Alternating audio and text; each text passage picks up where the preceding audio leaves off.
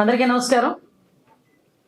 అబద్ధపు ప్రచారాలు, అబద్ధపు హామీలు, మోసపూరితమైన కార్యకలాపాలు, అన్యాయాలు, అక్రమాలు ఇవన్నీ వెరసి ఒక దగ్గర చేరిస్తే దాని పేరే వైకాపా పార్టీ. సో ఈరోజు 4 సంవత్సరాల 9 నెలల కాలంలో అంతకుముందు ఎలక్షన్లోకి రావడానికి కానీ అబద్ధపు హామీలు ఇచ్చారు, మోసపూరితమైన కార్యక్రమాలు చేశారు. ఏదో రకంగా సీఎం కుర్చీలో కూర్చున్న దగ్గర నుంచి కూడా ఈ మోసాన్ని కప్పిపుచ్చుకోవడానికి, మోసం ఇంకా చేయడానికి, మసిపూసి మారేడికాయ చేయడానికి విపరీతంగా, అంటే ఎలాగంటే ఓవరాల్ గా చెప్పాలంటే అన్ని శక్తుల్ని తీసుకొచ్చి ఒక వాలంటీర్ వ్యవస్థను తీసుకొచ్చి ప్రజలు మోసం చేయడానికి ఓవరాల్ గా సిద్ధపడిపోయారు. కానీ ఈ రోజు పరిస్థితి ఏంటంటే, ఇంతకు మొన్నటి వరకు కూడా బయటికి రావాలంటే పరదా పోలీస్ లేకుండా రాని సీఎం జగన్మోహన్ రెడ్డి, సైకో జగన్మోహన్ రెడ్డి ఈరోజు సిద్ధం పేరు పెట్టుకొని ఈరోజు రోడ్ల మీదకి ఒక దండుపాలెం బ్యాచ్ అంతటినీ కూడా పంపిస్తున్నారు.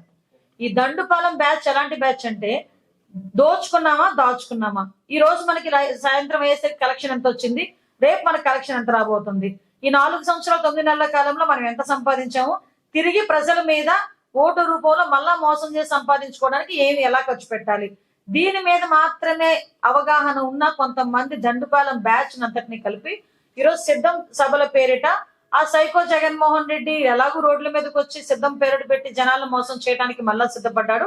అట్ ద సేమ్ టైం ఈ రోజు ఆ వాళ్ళ తాలూకా మనుషులు కూడా ఈ రోజు నియోజకవర్గాల్లోకి వచ్చి సిద్ధం పేర్ల మీద మాట్లాడుతున్నారు. అయితే నేను మాట్లాడేది ఏంటంటే, జగన్మోహన్ రెడ్డికి అసలు చిత్తశుద్ధి అన్న పదానికి అతని డిక్షనరీలో ఉండదేమో. జగన్మోహన్ రెడ్డి అన్న డిక్షనరీలో చిత్తశుద్ధి అనే పదం ఉండదు. ఎందుకంటే అతనికి చిత్తశుద్ధి లేదు కాబట్టి ఎన్నో హామీలు ఇచ్చేసి ఆ హామీలు ఏమి నెరవేర్చకుండానే వాళ్ళ తాలూకా ఈ దండుపాలెం బ్యాచ్, సైకో బ్యాచ్ అందరి చేత కూడా 96% మేము హామీలన్నీ నెరవేర్చేసామని చెప్పి కబుర్లు చెప్తున్నారు. కబుర్లు చెప్పడమే కాదు, ఈ రోజు దాని గురించి ప్రశ్నించిన మీడియా మీద కూడా దాడులు చేసే పరిస్థితి.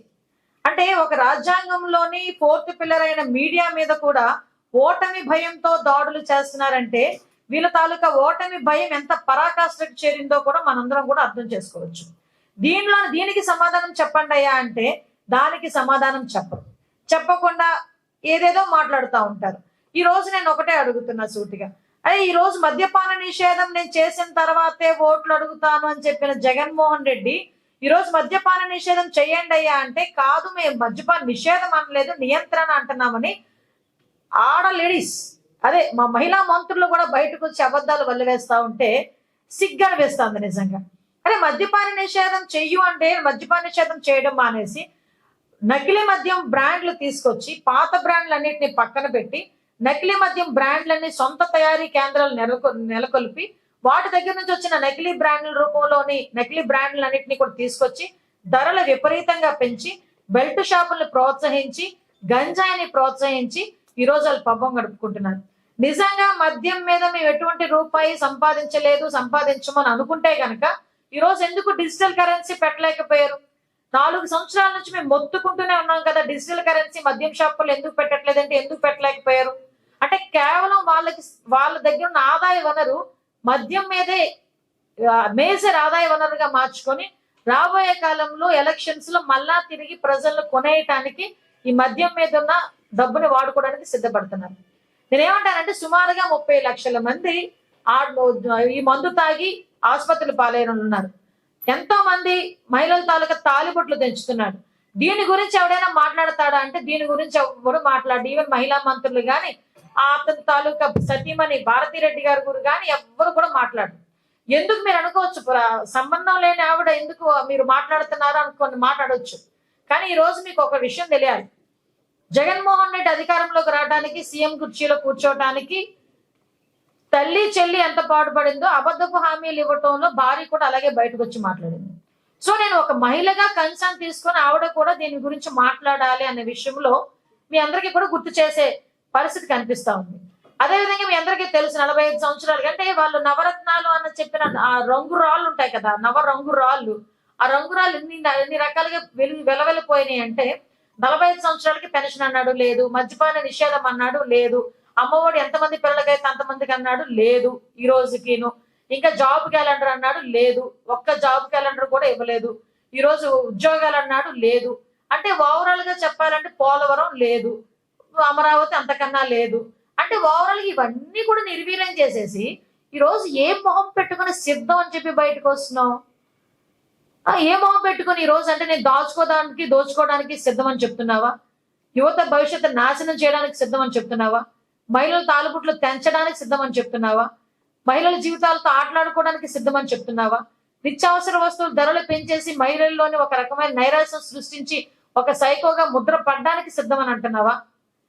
అంటే ఉద్యోగాలు లేక అల్లాడిపోతున్న యువత డ్రగ్స్ కి మద్యానికి బానిసైపోతా ఉంటే, గంజాయికి బానిసైపోతా ఉంటే వాళ్ళని చూసి నవ్వుకోవడానికి సిద్ధం అని చెప్పేసి ఒక సైకోలో ప్రవర్తించడానికి సిద్ధం అంటున్నావా? అంటే ఒక రకంగా చెప్పాలంటే ఇన్ని రకాలుగా చేస్తా ఉంటే మేము వీటన్నిటి గురించి అడుగుతున్నాం. ఈ రోజు విశాఖపట్నమే ఉంది అంటే వీళ్ళ తాలూకా పనితనం గురించి కూడా మీకు 2 ముక్కలు చెప్పాలి కదా. విశాఖపట్నం ఉంది. విశాఖపట్నంలోని అంటే ఎగ్జామ్ రాష్ట్రం అంతా జరిగే పొజిషన్ ఇదే. విశాఖపట్నంలో గవర్నమెంట్ ఆస్తులన్నింటినీ కూడా తాకట్టు పెట్టేశారు. ఈ రోజు రేపు పొద్దున మా గవర్నమెంట్ వచ్చిన తర్వాత ఏ ఆస్తి ఎక్కడ తాకట్టు పెట్టారు, ఏ బ్యాంక్ లో తాకట్టు పెట్టారు, ఎంతకు తాకట్టు పెట్టారు, ఇవి చూసుకోవడానికే ఒక సంవత్సరం పడుతుందేమో. అంటే ఎక్కడ లేని ఆస్తులు అన్ని తాకట్టు పెట్టారు. అవి కాక ఈ రోజు ఎవరైనా ప్రజలు వాళ్ళ సొంత భూమిని రిజిస్ట్రేషన్ చేసుకుంటే కూడా ఆ రిజిస్ట్రేషన్ చేసిన కాగితాలని ఒరిజినల్స్ ని వాడి దగ్గర పెట్టుకుంటాడంట. పెట్టుకుంటే రేపు పొద్దున వాటిని కూడా తాకట్టు పెట్టి డబ్బులు తీసుకొచ్చే పరిస్థితి కనిపిస్తా ఉంది. మళ్ళీ చెప్తున్నా, ఇలాంటి సైకో జగన్మోహన్ రెడ్డి లాంటి వాడు గనక మళ్ళీ ఇంకొక టర్మ్ సీఎం అయితే రేపొద్దున్న ఆంధ్రప్రదేశ్ ప్రజల తాలూకా కళ్ళు, కిడ్నీలు, కాలేయం వాటి మీద కూడా వ్యాపారం చేసేస్తాడు. గ్యారంటీగా వ్యాపారం చేస్తాడు. ఎందుకనంటే మా ప్రజలు ఇంతమందికి కళ్ళు ఉన్నాయి, కిడ్నీలు ఉన్నాయి, వాటి విలువ ఎంత ఉంటుంది, వాటి మీద కూడా అప్పు ఇవ్వండి అని అడుగుతాడు. ఎందుకు అడగడండి? తాగుబోతులు ఇంతమంది ఉన్నారు, వాళ్ళు ఫర్దర్ గా ఫ్యూచర్ లో ఎంతమంది తాగుతారు, దాని మీద అప్పు తీసుకొచ్చినాడు. రేపొద్దున్న ఆస్తులేమీ లేక అమ్మడానికి రేపొద్దున్న జనాల తాలూకు అవయవాల మీద అమ్ముకోవడం నమ్మకం ఏంటి? ఒక్కసారి మనం కూడా ఆలోచించుకోవాలి కదా. వీటి మీద మాట్లాడండి అంటే వీటి గురించి మాట్లాడండి. దరిద్రం ఏంటంటే అంటే ఒక రకంగా చెప్పాలంటే మనందరికీ తెలుసు, అరాచకానికి అన్యాయానికి పర్యాయ పదం కింద మాట్లాడుకుంటే జగన్మోహన్ రెడ్డి పేరు చెప్పుకుంటాం. చిన్న బుడ్డోళ్ళని అడిగినా చెప్తారు. ఇక్కడ కొంతమంది కళాకారులు ఉన్నారు. ఎలాంటి కళాకారులు అంటే చేతకానితనానికి, చావలేనితనానికి పర్యాయ పదంగా మాట్లాడాలనుకుంటే ఎవరి పేరు చెప్పొచ్చు, ఏ మంత్రి పేరు చెప్పొచ్చు అని అడిగితే తక్కువ అని చెప్తారు, కోడిగుడ్డు మంత్రి అని. కోడిగుడ్డు మంత్రి అని చాలా క్లియర్ గా చెప్పే ఈ మంత్రి పాపం 2 నెలల మంత్రి అయిపోయిందా? ఇంకా ఇప్పటికే నియోజకవర్గం లేక, నియోజకవర్గం రాక, ఏ నియోజకవర్గంలో పోటీ చేస్తామో తెలియక, నియోజకవర్గం పీకేసీఎం తర్వాత కంట్లీలు పెట్టేసుకొని కర్చీఫ్లు తడిపేసుకున్నవాడు కూడా నా నియోజకవర్గం వచ్చి నా గురించి మాట్లాడతాడు, నా మీద సవాల్ విసురుతాడు. అంటే దరిద్రం ఏంటంటే ఐటీ శాఖ మంత్రి ఐటీ గురించి తప్ప అన్నిటి గురించి మాట్లాడతాడు. అది అతనిలో ఉన్న వెరైటీ. అరే ఐటీలోనే నువ్వు ఏ కంపెనీలు తీసుకొచ్చేవరా అయ్యా అంటే అప్పడాల తయారీ ఫ్యాక్టరీ, నూడిల్స్ తయారీ బండి, లేకపోతే ఇంకోటి ఏంటి ఈ పూతరేకుల కంపెనీ. ఇవి మా నోడు దృష్టిలో ఐటీ అంటే పూతరేకుల కంపెనీ, అప్పడాల తయారీ, నూడిల్స్ బండి, ఇలాంటి బండ్లు ఓపెన్ చేయడానికి వీటికి ఉపయోగపడే మంత్రి అయిపోయాడు ఈ ఐటీ మంత్రి. అంటే ఇంకెంత కాలంలో ఐటీ ఐటీ ఐటీ ఐటీ అనుకోవడం కాస్త ఇప్పుడు ఏంటో అనుకునే పొజిషన్కి వచ్చేసింది ఈ రోజు. అంటే నేను నిన్న మాట్లాడుతూ అతగాడు నా దగ్గరకు వచ్చి, మా కాన్స్టిట్యున్సీకి వచ్చి ఏమన్నాడంటే నా గురించి మాట్లాడితే నా స్థాయి పెంచేవాడు. అరే నువ్వెక్కడ, నేనెక్కడ? నేను ఈరోజు రాష్ట్ర మహిళా అధ్యక్షురాని, తెలుగుదేశం పార్టీలో పాలిట్ బ్యూరో సభ్యురాలని, 2024 జరగబోయే ఎలక్షన్స్ లో పాయకరావుపేట నియోజకవర్గం నుంచి పోటీ చేసే అభ్యర్థిని, ఉమ్మడి అభ్యర్థిని. నీ గురించి ఒక్కడు చెప్పు. నీకు నాకు పోలికేంటి? నీ గురించి ఒక్కడు చెప్పు. ఎక్కడ పోటీ చేస్తావో నీకే తెలియదు, అసలు పోటీ చేస్తావో లేదో కూడా నీకు తెలియదు. నువ్వు నా నియోజకవర్గం వచ్చి తొడగొట్టేసి జగన్మోహన్ రెడ్డిని కానీ భారతీ రెడ్డిని కానీ ఏవేనంటే పరిగెట్టించి కొడతానని చెప్పి మాట్లాడుతున్నావు. బరాబర్ మాట్లాడతా. జగన్మోహన్ రెడ్డి గురించి సైకో జగన్మోహన్ రెడ్డి అని మాట్లాడతా. భారతీ రెడ్డి ఈ రోజు మహిళలు తాలిబొట్లు తెంచే విషయంలో ఆవిడ కీలక పాత్ర వహిస్తున్నారు అని మాట్లాడతా.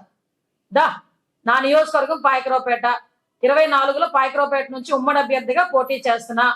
నా నియోజకవర్గం నువ్వు వస్తావా?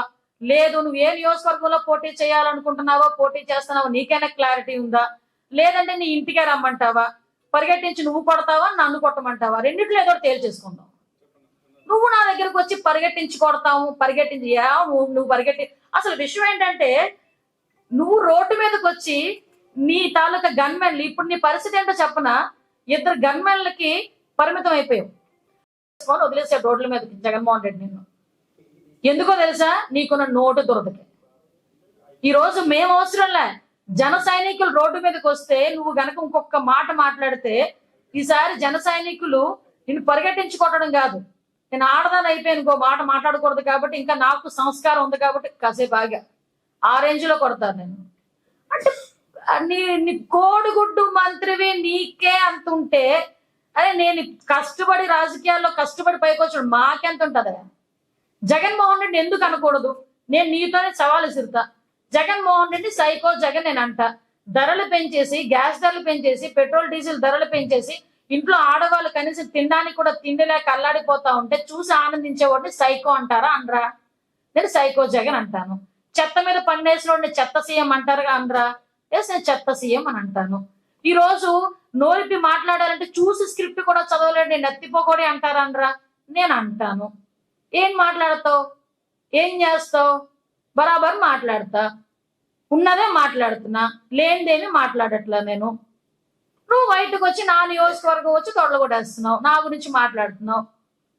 అసలు నువ్వు నా స్థాయిని పెంచడం కాదు, అనవసరంగా ఇప్పుడు నేను మాట్లాడి నీ స్థాయిని పెంచుతున్నానేమో. ఎందుకంటే మంత్రి చేసిన నీకే నీ పార్టీలో స్థానం లేదు, స్థాయి లేదు. నువ్వు స్థాయిల గురించి నా గురించి మాట్లాడుతున్నావు. ఇది పరిస్థితి. అంటే ఓవరాల్ గా చెప్పాలంటే మనోడి పరిస్థితి ఏంటంటే, ఇప్పటికీ మళ్ళీ చెప్పాను, ఫోటోలకు పోజులు ఇస్తడం, లేకపోతే ఏదో రీల్స్ తయారు చేసుకోవటం, ఇలాంటివి తప్పించి ఈ 2.5 సంవత్సరాల కాలంలో నువ్వు తీసుకొచ్చిన ఒక ప్రతిష్టాత్మకమైన కంపెనీ గురించి ఒక్కటి చెప్పగలవా? ఒక్క కంపెనీ గురించి కూడా నువ్వు మాట్లాడలేవు. నువ్వు వచ్చి మాట్లాడుతున్నావు.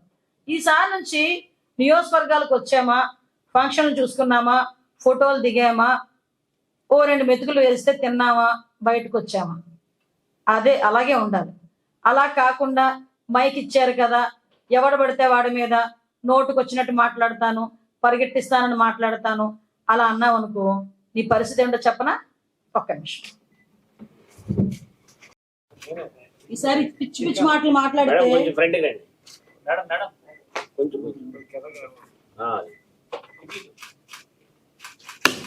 ఏమైంది? గుడ్డు పగిలింది. ఈసారి కూడా అదే జరిగింది. ఇష్టానుసారంగా నోటుకు వచ్చినట్టు మాట్లాడతాము, నోటుకు వచ్చినట్టు ఏది పడితే అది వాగుతామంటే గుడ్డు పగిలిద్ది ఒక్కొక్కరికి. చూసారా ఫోటో ఎప్పుడైనా మీరు? ఆ ఫోటోని చూసారు ఎప్పుడైనా మీరు? ఆ రోజు ఆ పిడత పట్టుకుని బలి పెట్టాడు. మాతో పెట్టుకోకండి.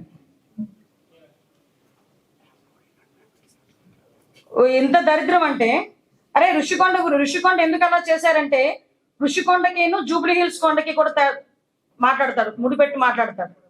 ఇలాంటి వాళ్ళు కూడా మంత్రులు అయిపోయి మా దగ్గరకు వచ్చి పరిగెట్టించి కొడతాం, రెడీగా ఉన్నాం మరి పరిగెట్టించుకొని కొట్టించుకోవడానికి. నువ్వు వచ్చి మాట్లాడితే మంత్రి స్థాయిలో ఈ 2 నెలలైనా కాపాడుకొని మాట్లాడితే అందరికీ మంచిది. లేదు నా స్థాయి దిగజార్చుకొని మాట్లాడతానంటే కనుక మేము ఒక్క స్టెప్ దిగితే నీ పరిస్థితి ఏమవుతుందో అర్థం చేసుకోవాలి సార్. అంటే బాగా తేలిగ్గా ఉన్న పరిగెట్టించుకోవడం. నువ్వు ఎవడో మహిళని, ఒక దళిత మహిళని, నా గురించి నువ్వు నా నియోజకవర్గానికి వచ్చి అక్కడ అభ్యర్థిగా పోటీ చేయబోతున్నా నన్ను పరిగెట్టించి కొడతానని మాట్లాడేవంటే నీ తాలూకా అదే మెదడు కూడా ఏమైందంటే ఈ మధ్యలో ఆయనకి కోడిగుడ్డు సైజులోకి వచ్చి మోకాళ్ళు చరికాళ్ళు జారిపోయింది. మనోడు మళ్ళీ మాట్లాడతాడు, పెడతముఖం వేసుకొని ఏదో అంటారు కదా, మిడతముఖం వేసుకొని పెడతలు పట్టుకొని తీసుకొస్తుంటాడు. ఆ పెడతలు ఉన్నట్టే మళ్ళీ అంటే పప్పన్నం మీద పెట్టుకొని వచ్చి ఉంటాడు. అరే నువ్వు అసలు అర్థం కానిది ఏంటంటే, ముద్దపప్పుకి తక్కువ, గన్నేరు పప్పుకి ఎక్కువ. నువ్వు కూడా మాట్లాడుతున్నావు మా గురించి. ఈసారి కనుక చంద్రబాబు నాయుడు గారి గురించి కానీ, లోకేష్ గారి గురించి కానీ, మా గురించి కానీ, మా ఎమ్మెల్యేల గురించి కానీ నోటుకు వచ్చినట్టు మాట్లాడితే ఈసారి పరివేశనాలు గుడ్డు పగలటం అవి ఇవి కాదు, ఈసారి డైరెక్ట్ అటాక్. అయ్య రామచంద్ర, ఒక ఐటీ మంత్రి అంటే ఏంటంటే ఐటీ శాఖ మంత్రి. నేను ఛాలెంజ్ చేసి అడిగా, అరే నువ్వు తీసుకొచ్చిన ఒక ప్రతిష్టాత్మకమైన కంపెనీ ఒక పేరు చెప్పని అడిగా, దాని గురించి చెప్పని 2.5 సంవత్సరాలుగా చేయలేని 2 నెలలు ఏం చేస్తాడండి? అప్పడాల తయారీ ఫ్యాక్టరీను, పూతరేకుల తయారీ ఫ్యాక్టరీ పెడతాడా? అందువల్ల నేను అతను నా స్థాయి ఏంటి?